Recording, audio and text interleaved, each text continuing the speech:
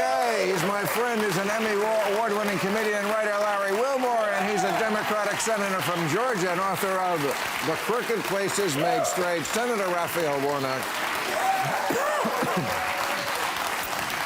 Okay, these are questions from the people. What does the panel think of J.D. Vance? Oh, yes, he made news today. I forgot to ask him. Saying Watergate wouldn't take down a president today. He said Watergate would be a 12-hour story. Well, see, my opinion on that, that's not because, you know, Watergate wasn't that bad. It's because our standards are so low right now. That's what it is. Because if you look at his boy Trump commits like 5 Watergates before breakfast, you know. I mean, that's the fact. So it's like, yeah, Watergate, yeah. All he did was obstruct justice? Why are people talking about that? Yeah. But it is amazing revisionism. Like, if you hang around long enough, you know, like, there are people now who are like, who was the bad guy in World War II? I don't know. Maybe it was Churchill. You know, are we sure it was Hitler? Was he the bad guy?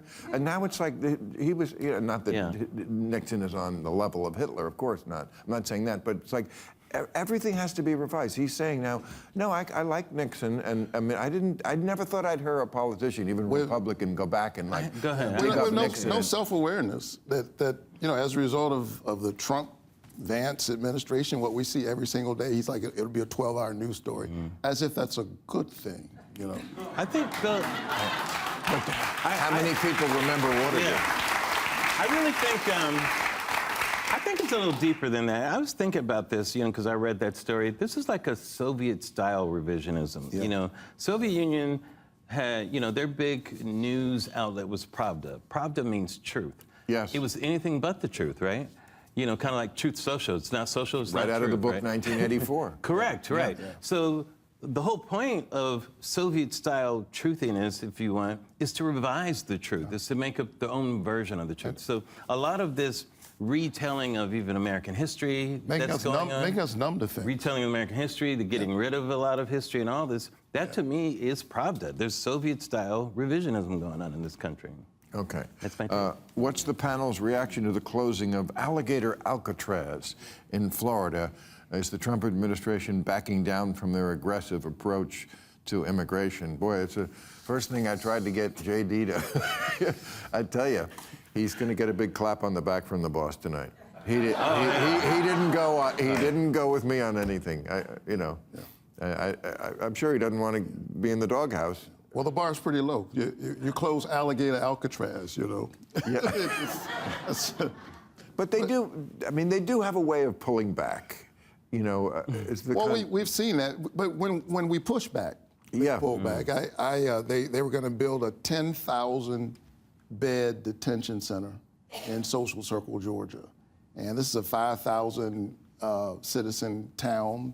It's they mostly voted for Donald Trump, but they didn't think that the federal government would step in and triple the size of their town, and those folks began to stand up. I went in and others elevated their concerns, and they backed off. So they're not going to build this detention center in Oakwood and in Social Circle, Georgia. We saw the same thing last week when they were getting ready to gerrymander the maps in Georgia. Hundreds of people showed up at the state capitol, and the legislators got nervous and said, well, you know, so at least they tabled it. We saw it in Minnesota. I think standing up makes a difference.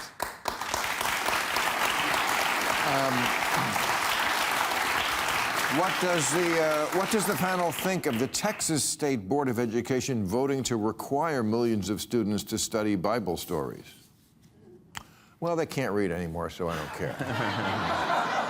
The issue used to bother me, but you know, it's like they're going to read. They get a chance to read. I mean, it's like the pool or the ballroom. I can't. I just can't. You know, I just can't everything. Like, is it really going to? I mean, it's wrong. It should be. To me, it's wrong because it's favoring one religion. But you know, how about get us some health care? Yeah. You know, so the child care, a livable wage. You know, for me, you know, religion can just show up as performance rather than substance. And I will say this, I'm a Christian pastor. I don't want to live in anybody's theocracy. Christian, Jewish, Muslim. Right. You know, the covenant we have with one another is that we are a diverse democratic republic. Right. A place where people of various faith traditions, people who claim no faith tradition, people of moral courage can come together, and we have this pact with each other, e pluribus unum, out of many one. And so, you know, I get worried when folks perform the religion. Or mixing religion and politics. Like, Jesus never ran for mayor, you know? No.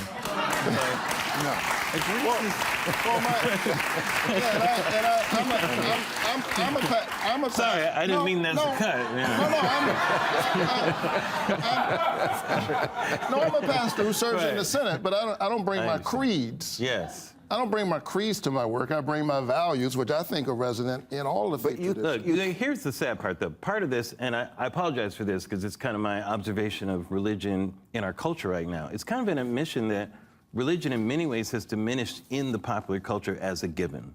And so a lot of the movement on the right started with the moral majority was, well, how do we pull religion back in to our political system?